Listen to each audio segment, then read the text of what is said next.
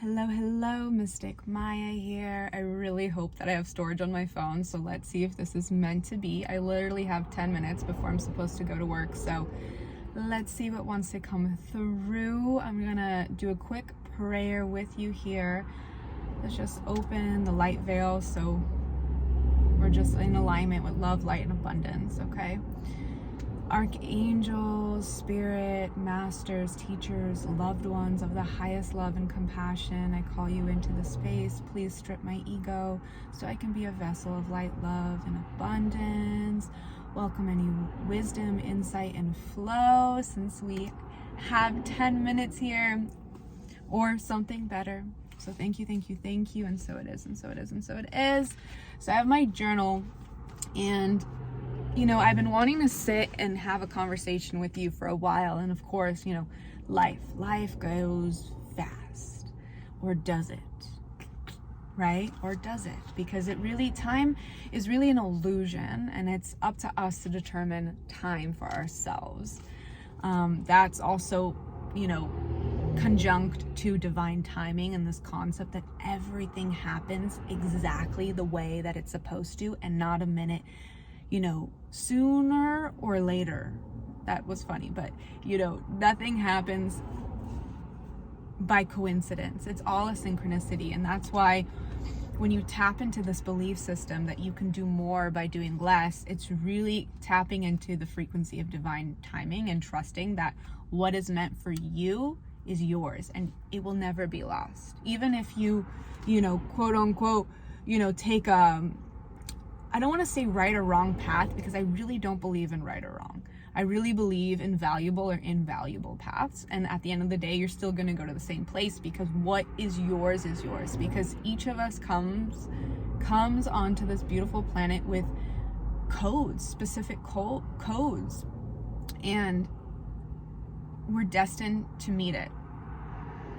If it's not in this lifetime, it is in the next lifetime. But I do believe that there is like a certain kind of promise that we make to fulfill in this lifetime, and anything else is just extra, right? Similar to playing a video game, and you have all these additives on the side, but you want to make level 1, level 2, level 3, so to speak, okay? But the main message that I wanted to actually come on here and talk about, that I wrote the other night, I woke up at 1:53 in the morning, and my psyche was just like, the body is a map, and it's like this very basic wisdom that hopefully we know by now, and if not, that's okay, right? Coming back to divine timing, we all learn things when we're supposed to, but the body is really a map. And I feel like as human beings, spiritual beings in a human body, to correct, we put so much pressure on the mind to be the map, but really it's the body. The body keeps score. Literally, there's a book about it. I don't know who wrote it, but I honestly haven't read it yet, but it's something that in my somatic wisdom and practices, it's a book that's always referenced. So maybe that's a sign for both of us to read this darn book. But in general, what I took through this download of the body is a map is to feel more into what our body is telling us, as a way to understand what needs healing, what needs to be seen, what needs to be heard, what needs to be loved, what needs to be celebrated. Because oftentimes, we go through traumatic events in our life, mostly from childhood or past lives, and it's stored literally in our DNA, in our tissues, in our cells, in our bones, in our subconscious mind, and it's up to us to release it. Because if we don't release it, we're just going to keep going through that same energetic pattern. And it's really one of the missions of life to understand where your shadows are. Where are you claiming a lack of responsibility? Which, again, no shame with that, right? We embrace shame because it is an emotion of the human experience, but we're not here to shame each other for being in victim mode or in the shadow, because really we need the shadow to understand the light. We need the light to understand the shadow. It's a part of the same coin, okay? And it took me personally so long to understand that. I remember being so scared of the fact that I had crazy anxiety for a while in a past life. It's already a past life, which is so exciting to say, but I would get crippling anxiety, suicidal tendencies, so depressed. And it wasn't until I sat my butt down in a past life exploration by a dear friend who, by the way, if you ever have the chance to do a past life exploration, please do it. My friend Zach Parker is an incredible person if you're in the LA area. I'll see if I remember to tag his stuff, but in general, if you just have a sacred space to go to a workshop or a meditation class specifically for a past life exploration, please do it, because oftentimes we're holding energies, like shadow energies of a story that was ours from a past life. And it's just lingering and lingering and lingering until we say no more, no more. I don't want to be associated to this story anymore. It doesn't serve me in this lifetime, and I'm grateful for it. I honor it, which is, the thing that honestly, the honoring part is the thing that we sometimes miss, because we just go into shame that, oh my gosh, like I did that, I felt that, I thought that, but you're not your thoughts. You are your actions at the end of the day, but the thing is, we live and learn. So nothing really is, fixed. Nothing is fixed, because change is the most constant thing. So once we understand that we hold the responsibility for our life, our energy, our frequency, our story, our blueprint, shame evaporates, because we start honoring it from a place of, you know what? I was doing the best that I could at that moment in time, and now I know better. And that's all. That's like, just saying that out loud, I feel a sense of freedom. How about you? Because I feel free by saying that. Like, just taking accountability for the wisdom that you knew when you knew it. And everything in divine timing, right? For example, I did another past life exploration, and I had a vision. I won't go super into it, but I had a vision of me swimming to Atlantis. And when I started Googling a little bit about Atlantis, I realized that Atlantis has some of the most profound wisdom. Honestly, like, I wrote it down just because I didn't want to forget, but it is said, who knows if it's actually true, and if it's true or not true, who the heck cares? What matters is if it's true to you and if it feels in alignment to you. But when I looked up the spiritual knowledge of Atlantis, they were the first ones to master energy and consciousness, and this whole concept of prana, chi, universal life force energy, which is essentially Reiki, healing, literally hands healing, light healing, telepathic communication, crystalline tech and energy grids, DNA and light body activation, manifestation through thought and power. And what is so wild is, as I was reading about Atlantis, and especially the part about the fact that they, brought to life DNA and light body activation. So a week before I did this past life exploration, I went into a bookshop, and I love going into bookshops. So if I'm saying this, there must be a reason why, and maybe it's a sign. Go to your local bookshop, turn your phone on airplane mode, and just do a little prayer, whatever feels good to you, and ask that you be guided to the wisdom that you need in this time and space for your highest good. I always do a little prayer before I enter a bookshop. I went to Ojai. Why am I forgetting? I'm forgetting the bookshop, but I found this beautiful book, which is literally talking about the 12 layers of DNA by Chiron, which is basically this person who channels this beautiful angelic frequency named Chiron. And it's just so funny because it's literally wisdom of Atlantis. And now I'm reading about the 12 layers of DNA, which my past life also took me to this wisdom. So nothing is a coincidence. There's always going to be those little connections for you. And I don't know, I really believe that knowledge comes when you need it.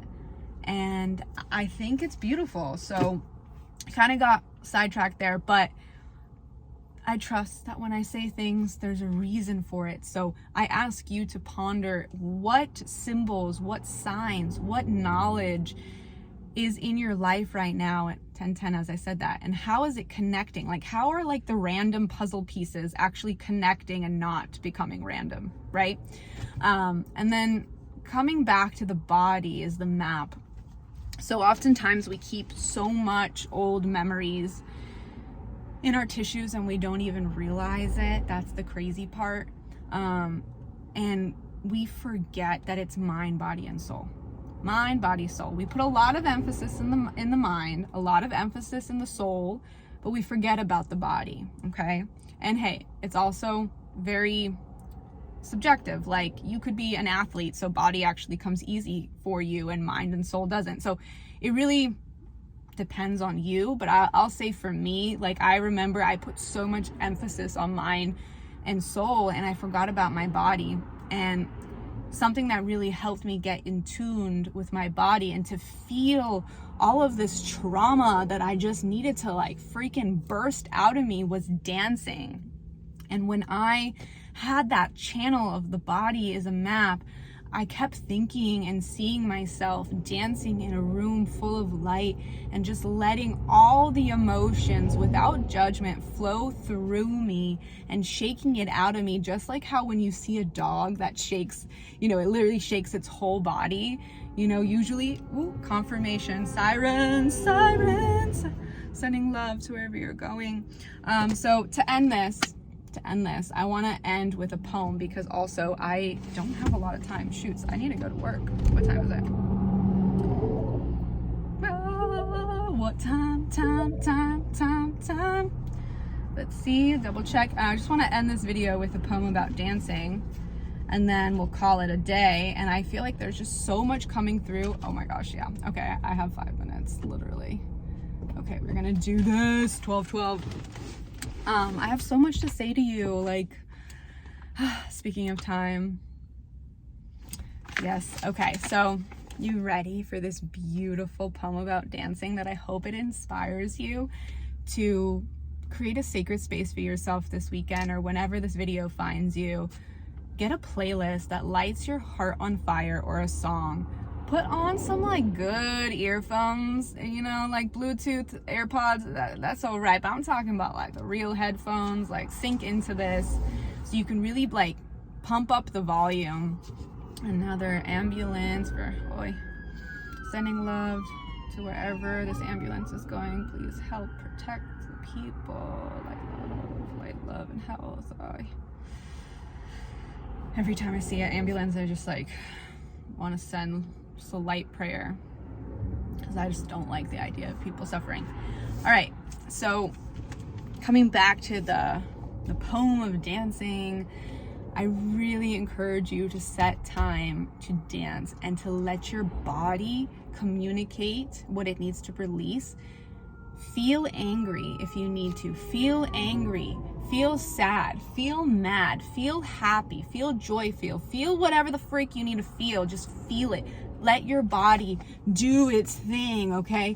Connect to the tissues of your body, your cells, your bones, your muscles. Just let it flow, okay? So here's the poem. Are you ready?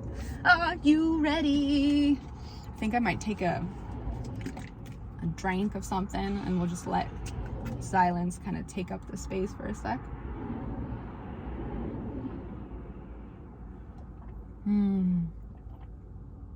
There we go. I was talking fast. Like I said, I feel like there's so many conversations I want to have with you. And like, I just need time. But taking my own advice, I am the creator of my own time. And if maybe this is also like kind of a sign, maybe I'm speaking to those right now who are going really, really fast and they feel like they don't even have a moment to themselves. Well, let this be an inspiration to you, to us. Fill your cup, because when you're running on empty, it's really, really hard to fulfill the things that you want to do and create, and just be present with, whatever you're working on, whether you're in the office or working on your own stuff or with family and friends. Like, when we're running on empty, we're not present. Our mind is in space, and it's just really hard to do things with full authentic energy. So dancing is a beautiful way to ground yourself and connect from the inside out. So here's the poem, the moment we've been waiting for. Okay, you ready? Dancing is a portal, a key to abundance, woven into your birthright, echoing through time. Since ancient days, we've moved beneath the stars, calling the rains, summoning the sun, celebrating, grieving, releasing, becoming. Movement is medicine, a sacred reset. Dance clears stagnant energy, frees the nervous system, floods our cells with life. Every step, every sway shakes loose the weight we carry, realigning us with the rhythm of the cosmos. To dance is to remember. You are not separate from the stars. You are the rhythm, the breath, the pulse of creation. So move, shake, reclaim. Can you let the music carry you home? May this message meet you where it needs to meet you. Take what you need, leave behind what you don't, as always, and just know that the light in me sees the light in you. If you haven't already, subscribe, join the tribe, join. It is a small little tribe now, but we're growing, we're flowing. All right, love you. See you soon.